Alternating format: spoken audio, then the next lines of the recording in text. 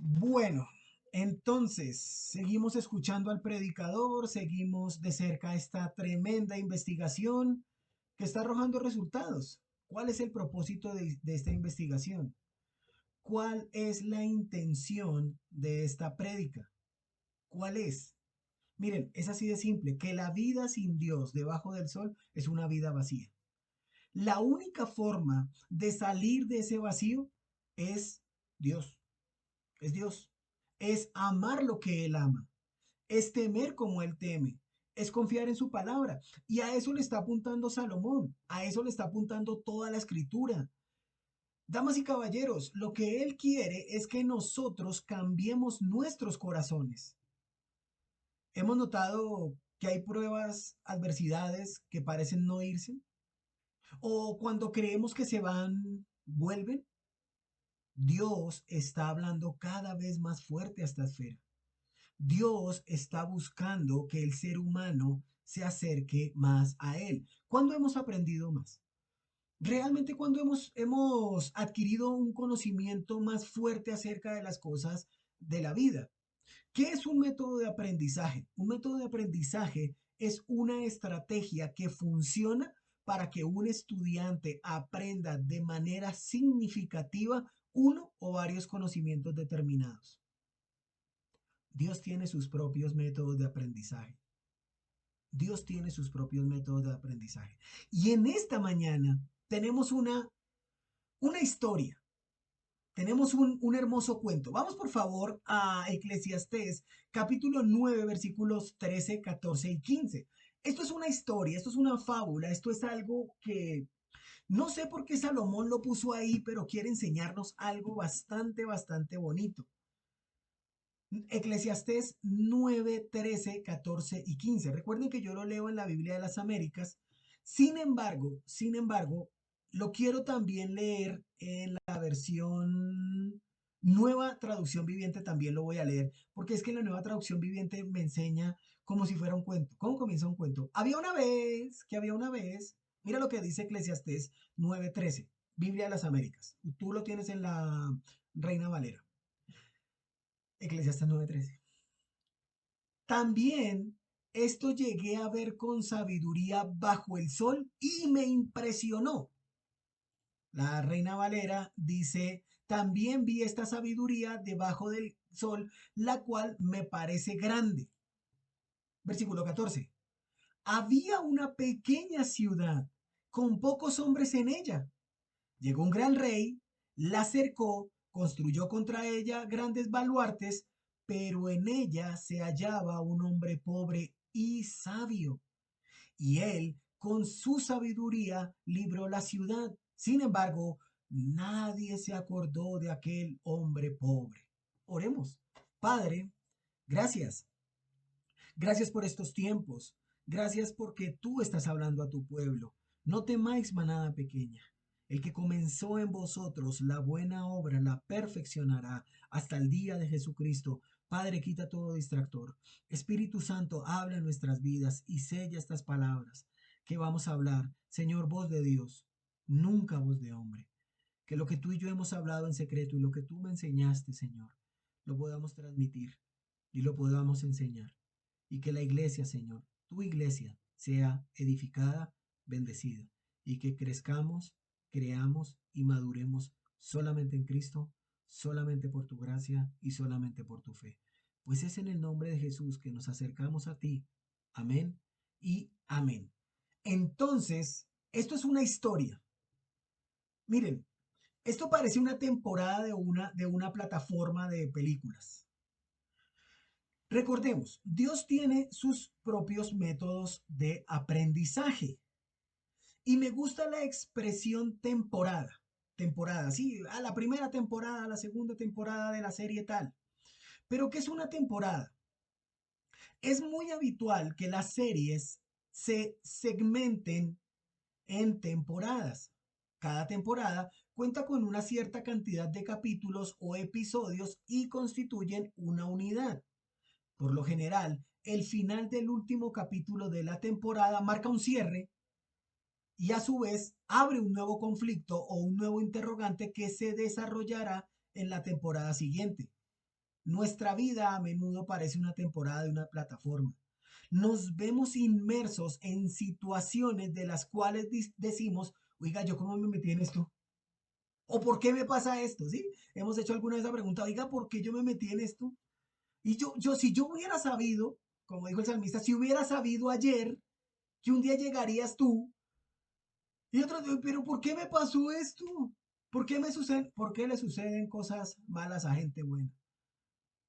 Pero el proverbista nos está diciendo a nosotros, en este mundo vi algo de lo que también aprendí mucho. Damas y caballeros, ¿qué tanto aprendemos de nuestros errores? ¿Qué tanto aprendemos de nuestros aciertos? De algo estoy seguro, que con Dios el final del capítulo no es el final de la temporada.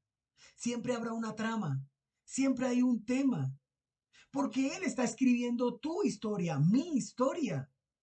La pregunta que debemos hacernos en esta mañana es, ¿qué tanto estamos aprendiendo? ¿Realmente las lecciones quedan grabadas en nuestros corazones? Muchas veces la temporada parece no terminar. Las situaciones difíciles parece que no acabaran. Cada vez que sucede algo en nuestra vida en Cristo es para creer, crecer y madurar. Uy, no, pero es que ya estoy madurando mucho. Contrario, sin Cristo es contrario. Es para dudar, es para acobardarse, es para ser más irresponsable. Notamos cómo este mundo irresponsable quiere buscar siempre un culpable y desafortunadamente el culpable es Dios. Dios. Dios siempre va a ser el culpable. ¿Por qué este mundo se está moviendo tanto? Porque Dios, porque hay pobreza, porque Dios, porque hay violencia, porque Dios, las personas no se están dando cuenta que el alejarse de Dios es lo que está causando que este mundo caído cada vez más y más se destruya. Hogares divididos, hijos dispersos, matrimonios disfuncionales, hermanos peleados. ¿Qué le falta a este mundo? Evangelio. Las buenas nuevas de salvación. Por eso Pablo pudo decir en Romanos capítulo 1, vamos por favor a Romanos 1, 16, Romanos 1, 16. Mira lo que dijo Pablo en Romanos 1, 16. Voy a dar un momentico mientras que buscamos. Romanos 1, 16. Porque no me avergüenzo del Evangelio, porque es el poder de Dios para salvación a todo aquel que cree, al judío primeramente y también al griego. Es el poderoso Evangelio lo que este mundo necesita. Es el poderoso Evangelio del cual no podemos avergonzarnos. Siempre debemos permanecer deseosos de predicar el Evangelio que cambia vidas. A Pablo nada le detuvo a predicar el Evangelio que cambió por completo su vida. Miren, no importaba que lo ridiculizaran. A Pablo nunca le importó que lo criticaran.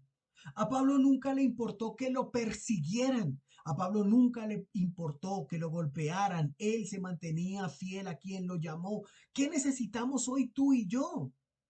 La gracia de Dios. La gracia de Dios. Mira, Pablo está diciendo en Romanos que el poderoso evangelio lo sostenía. Y mira lo que pudo decir más adelante en segunda a los Corintios. Segunda de los Corintios 12, 19, perdón, 12, 9. Segunda de los Corintios 12, 9.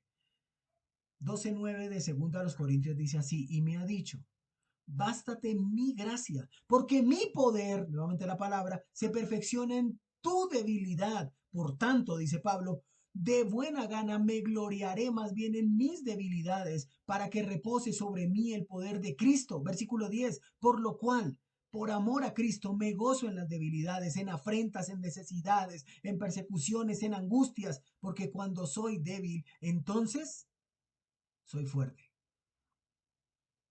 Cuanto más débiles somos, más fuerte es el poder de Dios, más fuerte es el dunamis de Dios. Entre más frágil me siento, más resistente es el poder de Dios en mi vida. No es placer en el dolor, es regocijarse en el poder de Dios que se muestra en medio de las tribulaciones, angustias, dificultades, pruebas. Esto que nos está enseñando a nosotros Salomón en esta mañana es al mismo tiempo un asentimiento de las verdades claras del Evangelio, una genuina confianza en aquel que nos salvó solo por gracia, solo por fe, solo por Cristo. Por eso Salomón dice, también esto vi respecto a la sabiduría debajo del sol. Y ella me pareció tan grande. Cuando nos vemos inmersos en situaciones difíciles, son ellas las que nos enseñan más cosas. Pregúntale a Job, pregúntale a José.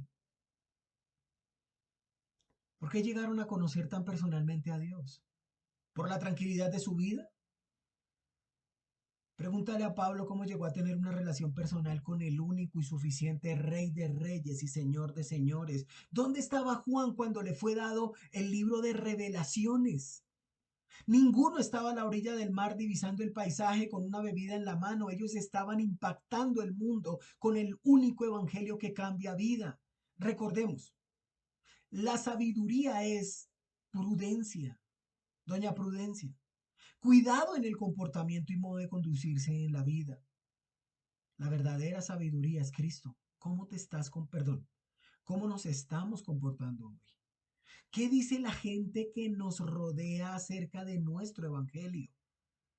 La verdadera sabiduría es Cristo. Proverbios 1:7. El principio de la sabiduría es el temor de Jehová. Los insensatos desprecian la sabiduría y la enseñanza. Dios es el dador del entendimiento humano. Dios quiere que su pueblo le ame, le respete, le tema. Y el temor se origina en el conocimiento, en el entendimiento. Porque ¿cómo podrá el hombre temer a quien no conoce? Miren, si a mí un niño en la calle me pide un pan, por, voy a decirlo así, por misericordia se le dará el pan. Pero si mi hijo me pide un pan, se lo daré por relación. Es diferente. ¿Cómo podrá el hombre temer a quien no conoce? Porque él me puede pedir un pan, porque sabe que hay una relación entre él y yo. Es reverenciar a un Dios soberano que gobierna, es someterse a su voluntad. La sabiduría no se adquiere por algo mecánico. Solo se adquiere por una correcta relación con el dador de la sabiduría. ¿Qué tan buena relación tienes tú con Dios? Quien teme a Dios recibe y acepta su revelación y la obedece sin preguntar.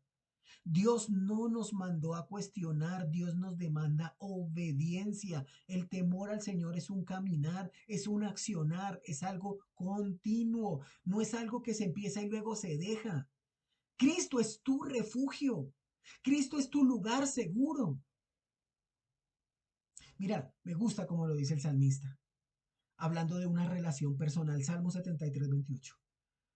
El salmista tenía una relación tan personal, tan íntima. Créame, la mayoría de los salmos, el salmista estaba pasando por un lugar, por un momento difícil, por un lugar tormentoso, por una prueba, por una dificultad. Y mira lo que dice Salmo 73:28. Pero en cuanto a mí, el acercarme a Dios es el bien. He puesto en Jehová el Señor mi esperanza para contar todas tus obras. Está pasando una situación difícil, pero él ha puesto en el Señor su esperanza. ¿Con qué propósito? Evangelio, hablar de Dios. Quien es sabio, la persona sabia, guarda en su corazón las enseñanzas de Dios. Sigue adelante sin mirar atrás. También he visto en este mundo algo que me parece encerrar una gran enseñanza.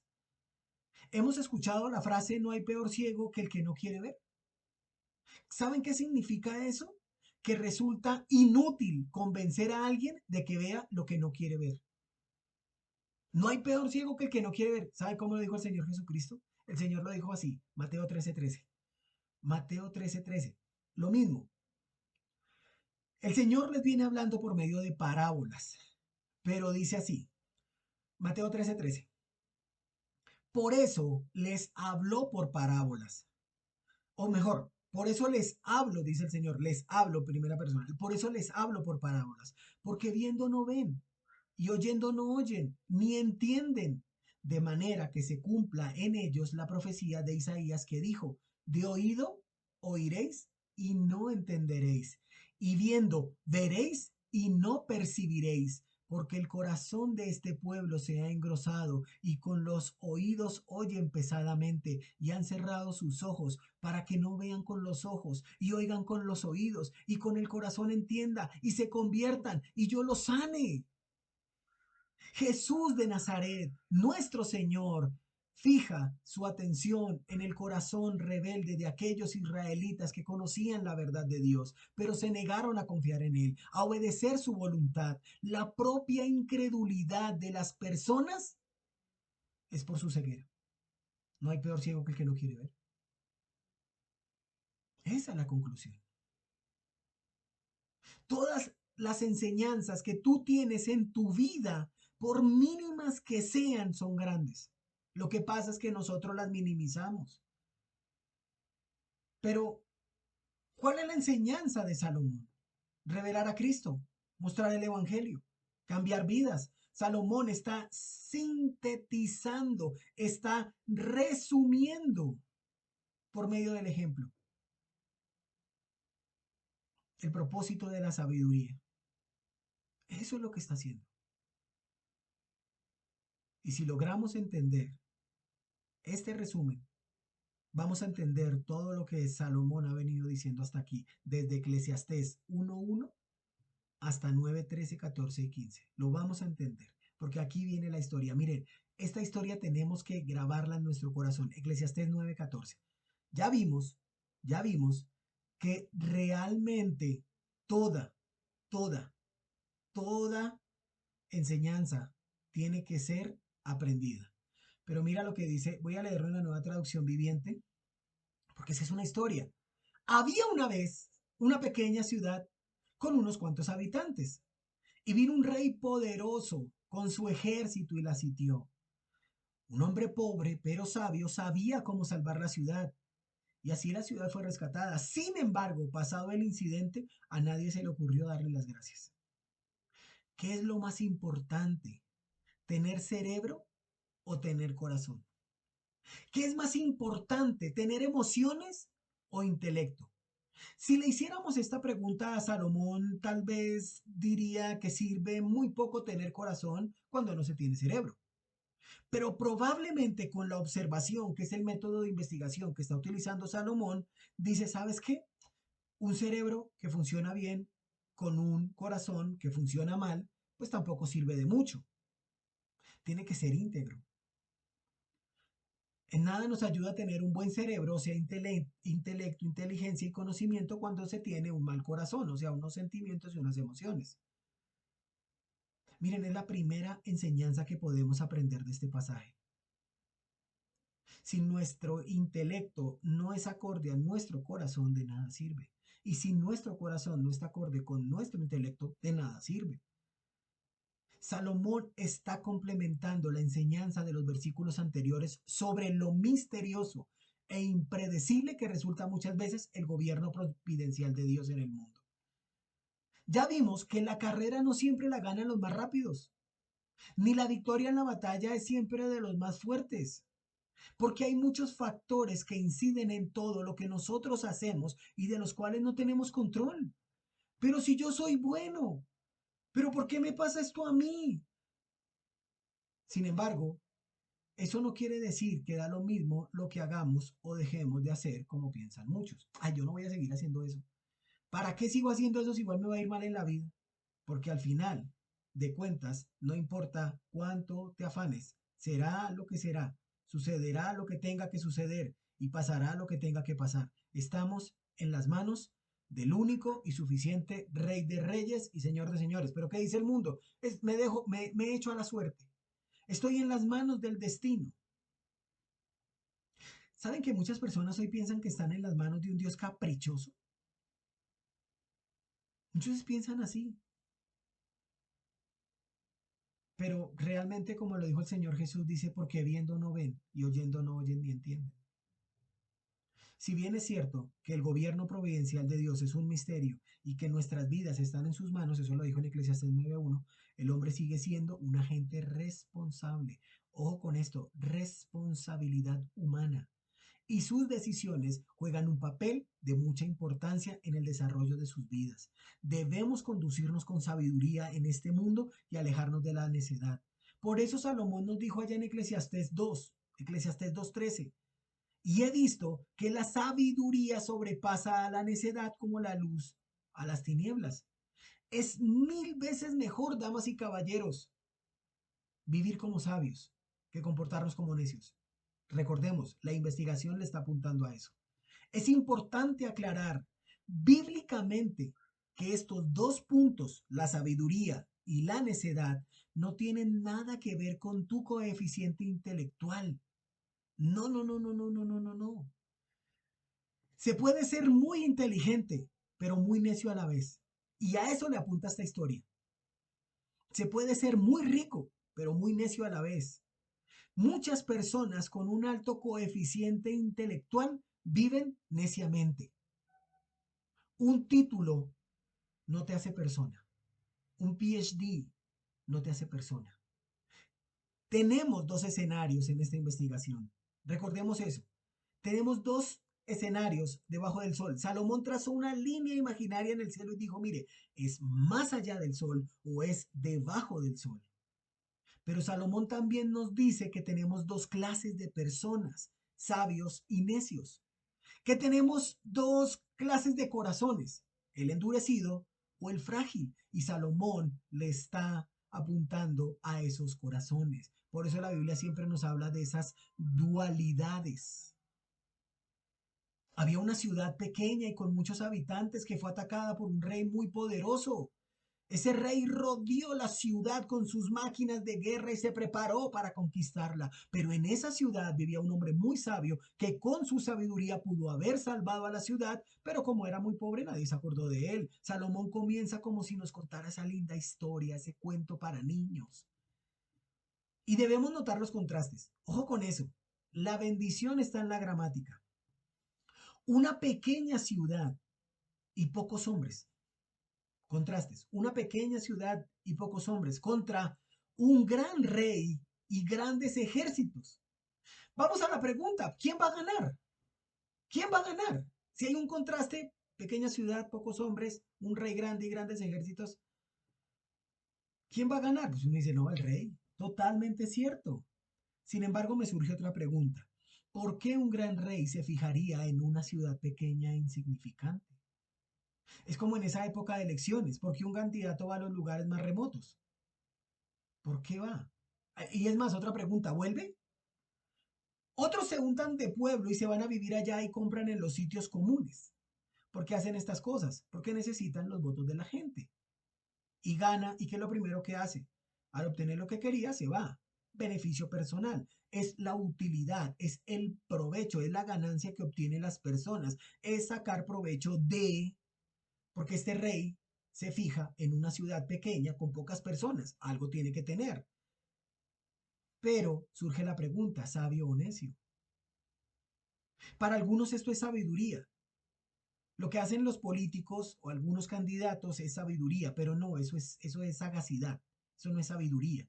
Más bien es una necedad, porque la sagacidad es esa capacidad de actuar con astucia, con prudencia. Por eso hay muchas personas que se creen sabias porque hacen cosas para un beneficio personal, pero eso no es sabiduría. ¿Saben qué es eso? Eso es astucia. ¿Se acuerdan del Chapulín? ¿No contaban con mi astucia? Es esa sutileza, esa habilidad para engañar y lograr un objetivo. Por eso él decía, no contaban con mi astucia, porque él engañaba y lograba su objetivo. Es como esa llamada de la persona que nunca te llama. Te saluda de forma muy agradable, muy formal, te extiende un abrazo, te invita a almorzar y cuando te tiene en sus redes te dice, ¿me puedes hacer un favor? Y tú dices, ay, yo lo sabía. Nunca me llama, ahora entiendo. Muchas personas se acercan a otras por interés. Muchas personas están ahí por esa cierta beneficio personal y eso es necedad. Una ciudad pequeña con pocos habitantes contra la cual se dirigió un rey muy poderoso que la sitió y construyó a su alrededor una impresionante maquinaria de asalto. Esto es algo que se ve en todas partes del mundo. El rico siempre va a querer verse beneficiado del pobre a como de lugar. Por eso nosotros como creyentes, no aquí donde nos estamos reuniendo, tenemos un eslogan, cero política. Política cero, vamos a ponerlo así, política cero. ¿Por qué? Porque la mayoría de candidatos están en una iglesia donde hay una cabeza visible quien le permite al candidato del momento utilizar el púlpito donde se debe predicar la palabra de Dios. ¿Para qué? Para que ciertos hombres hablen y se acerquen a sus iglesias. Pero miren, ellos, a mí me gusta esto, porque ellos piden 5 minutos, no piden más. Y lo que más me sorprende es que no dicen voten por mí. No, ellos no dicen eso. Dicen apoyen, o tampoco dicen apoyen mi candidatura. No, no dicen eso. ¿Saben qué dicen? Oren por mí. Mi campaña es a favor de Dios, de la iglesia, de las escrituras. Y vemos las cosas que no son como si fueran. Los españoles se llevaron el oro de los indios con espejos. ¿Por qué la mayoría de creyentes votamos a favor de ciertas personas que se paran en un púlpito? Por la palabrería, porque suena muy bonito, suena muy significativo. Pero es que esas personas también van a la iglesia del padre Jacinto, del cura Hermenegildo, de la pastora han abusado de ella, del clérigo de expiación. ¿Con cuál propósito? La necesidad del engaño. Y muchos caemos o caen en sus mentiras. Una ciudad pequeña, con muchos habitantes, es atacada por un rey poderoso que levanta alrededor de ella una gran maquinaria de ataque. O sea, un rey necio, quien mueve toda su maquinaria contra unos pocos que quiere que mostrar su fuerza, su valentía, su poderío. ¿Nos pasa? Estamos hablando con alguien, con una persona de un tema X, y a esa persona no le gusta. ¿Sabe qué empieza a hacer? Grita.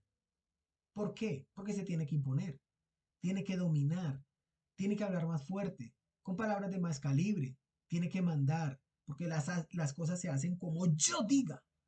Un rey necio, que saca todas sus armas, recuerdos de momentos para poder echar en cara. ¿Usted qué viene a hablar? ¿Usted se acuerda de ese día? ¿A esa hora? ¿Por ese canal? Mire, yo me acuerdo perfectamente que el 23 de febrero del año 1979 usted llevaba una camisa roja, unos zapatos negros, y usted me levantó la ceja y me miró. Un rey necio que saca todo su arsenal. ¿Por qué? Porque no puedo permitir que ese pequeño pueblo con pocas personas salgan de control. ¿Qué es lo que está buscando? Ser venerado, reverenciado, respetado, a como de lugar. Se hace lo que yo diga y como yo lo diga. Recordemos, Salomón le está apuntando al corazón, al cambio de actitud. Y esta es una historia que comenzó con había una vez. Es una historia que nos tiene que mover al accionar, a reflexionar. Porque ¿seré yo ese rey necio? ¿Seré yo maestro? ¿O seré yo quien con todas esas armas estoy atacando al pueblo pequeño llamado familia? ¡Wow! ¿En serio? ¿O seré yo el pueblo? Porque en los dos casos es pecado. En los dos casos es cambiar el corazón. En los dos casos es buscar la solución y la salida al conflicto. Salomón está contándonos una bella historia, un bello cuento. ¿De dónde lo sacaste, Salomón? Bueno, puede ser que alguien se lo haya contado, pero a David le pasó en un momento. Vamos por favor a segundo libro de Samuel, capítulo 20. Segundo libro de Samuel, capítulo 20. Segundo libro de Samuel, capítulo 20, versículo 15. Y allí vamos a encontrar una historia muy, muy similar, muy parecida a esta historia, a este bello cuento que nos está contando el rey Salomón. Mira lo que dice segundo libro de Samuel, capítulo 20, 15 en adelante. Y vinieron, dice la Biblia, 20:15. Y vinieron y la sitiaron en Abel Bet Maaca y pusieron baluarte contra la ciudad y quedó sitiada. Y todo el pueblo que estaba con Joab trabajaba por destruir o derribar la muralla. Entonces una mujer sabia dio voces en la ciudad diciendo, oíd, oíd, os ruego que digáis a Jehová que venga acá para que yo hable con él. 17. Cuando él se acercó a ella, dijo la mujer, ¿eres tú Joab? Y él respondió, yo soy. Ella le dijo, oye las palabras de tu sierva. Y él dijo, oigo. Entonces volvió ella a hablar diciendo, antiguamente solían decir, quien preguntare, pregunte en Abel, y así concluirá cualquier asunto. Yo soy de las pacíficas y fieles de Israel, pero tú procuras destruir una ciudad que es madre en Israel.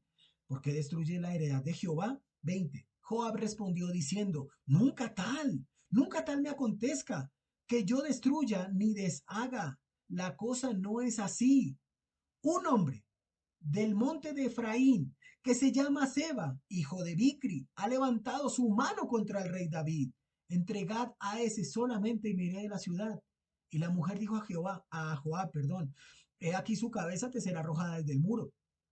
La mujer fue luego a todo el pueblo con su sabiduría, y ellos cortaron la cabeza a Seba, hijo de Bicri, se la arrojaron a Joab, y él tocó la trompeta, se retiraron de la ciudad, cada uno a su tienda, y Joab se volvió al rey a Jerusalén. Tremenda ilustración para esta tremenda historia. Una mujer, quien conociendo las leyes a su favor, llama a que hagan las paces. Esta mujer sabía que no tenía oportunidad, pero sabía que ellos no venían porque sí. Tenía una tarea. Esa tarea de Joab se llamaba Seba, hijo de Bicri. No había, de pronto que te haya un tocayo. Imagínese, Seba, venga. Pero le dijo, es Seba, hijo de Bicri, un hombre que se había rebelado contra el rey David, y Joab hizo todo esto por un solo hombre, un sitio, una guerra, siempre hay un propósito. Había un pueblo pequeño con poca gente en él, y un gran rey vino a atacarlo. Él lo rodeó y edificó inmensas rampas de asedio contra él. A veces pensamos que las cosas suceden porque sí. No, damas y caballeros, no. Todo tiene un propósito, todo tiene un sentido, todo tiene una intención, todo tiene una finalidad. Todo tiene un objetivo. ¿Cómo se confronta a un hombre necio? ¿Cómo se contrarresta a un hombre que se deja llevar por sus sentimientos negativos? Con sabiduría. Con sabiduría. ¿Entendemos la historia? El rey necio actúa por la fuerza, el hombre pobre con sabiduría. ¿Sabio o necio? Muchas veces actuamos como el rey necio y ponemos sobre la mesa todas nuestras armas, pero hoy Dios nos está diciendo no con ejército ni con fuerza, sino con mi espíritu, ha dicho Jehová de los ejércitos. No con ejército, no con tu ejército, no con tu fuerza. Vas a vencer esa situación, vas a vencer esa adversidad, pero con el espíritu de Dios, con Jehová de los ejércitos. Nunca va a ser el tono de tus palabras ni la fuerza con lo que digas. No son con las armas del adversario, solo con la llenura del Espíritu Santo de nuestras vidas. Eso le permite al siervo de Dios llevar a cabo la tarea que Dios le dio. Si Dios te dice que haga algo, Él te capacita, Él te equipa, Él te sostiene, Él te acompaña.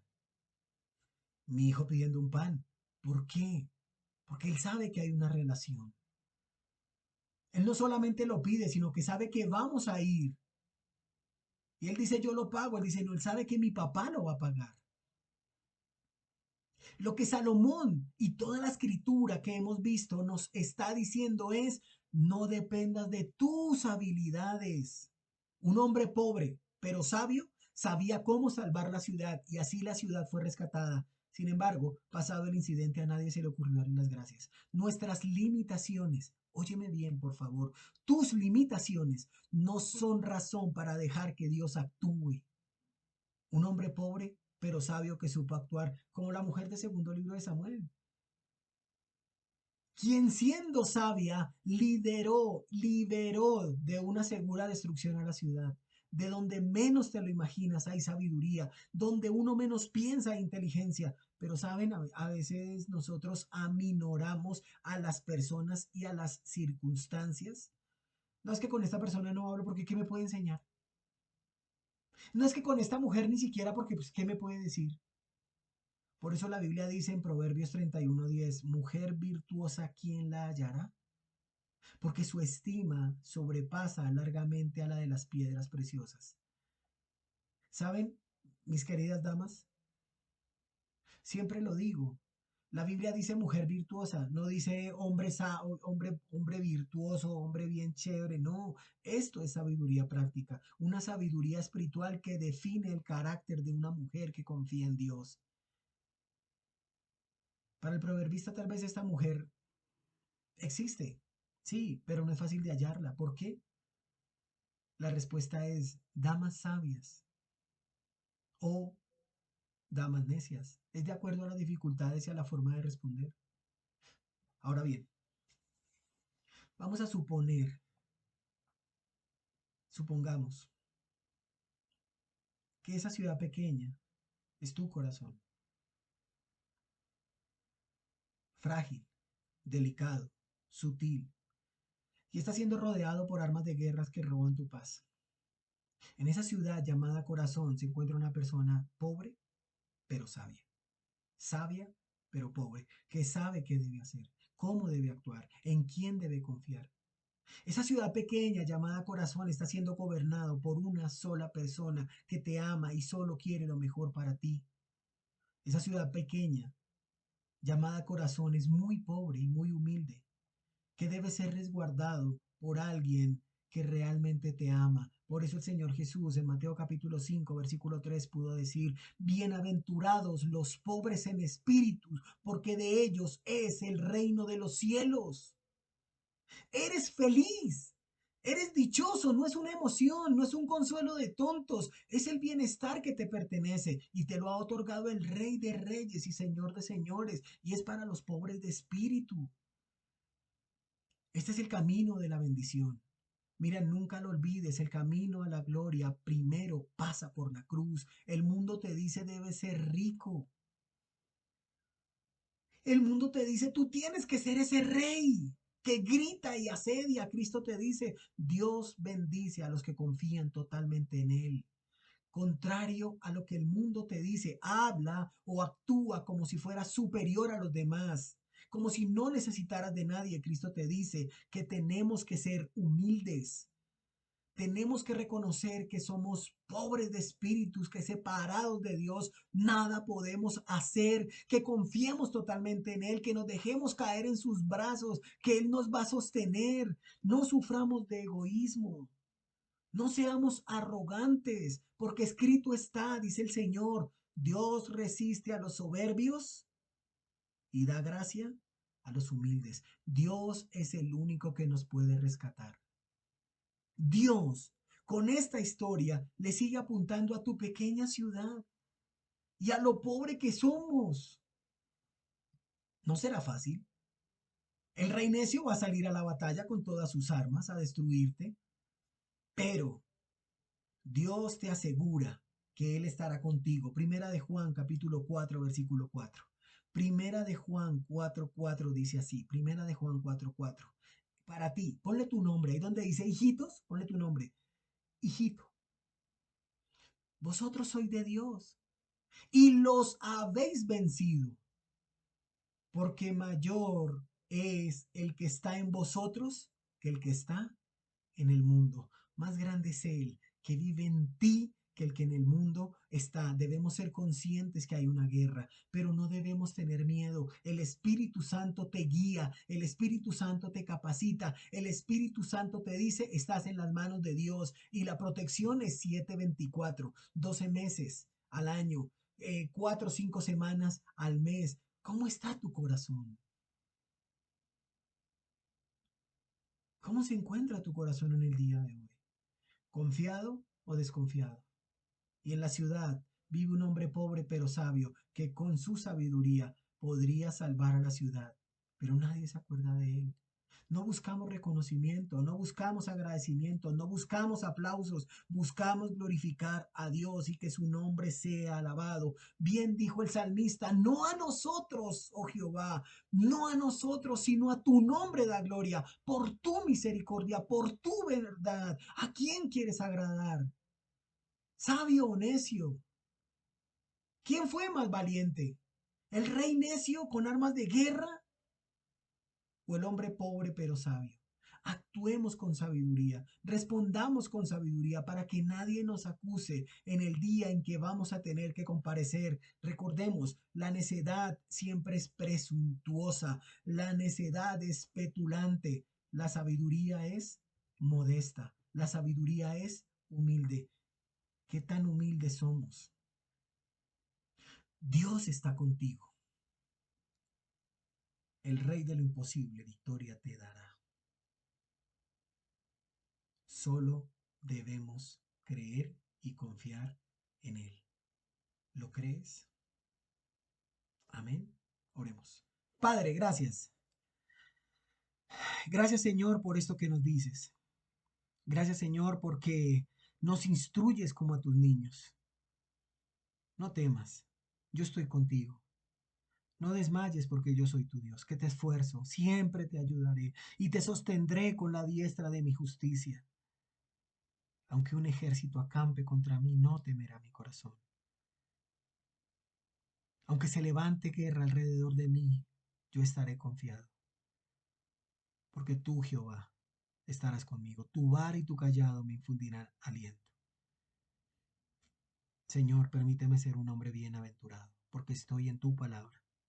Ayúdanos y guíanos, porque es en el nombre de Jesús que oramos. Amén y amén. Dios guarde, Dios bendiga. Chao, chao. Bendiciones.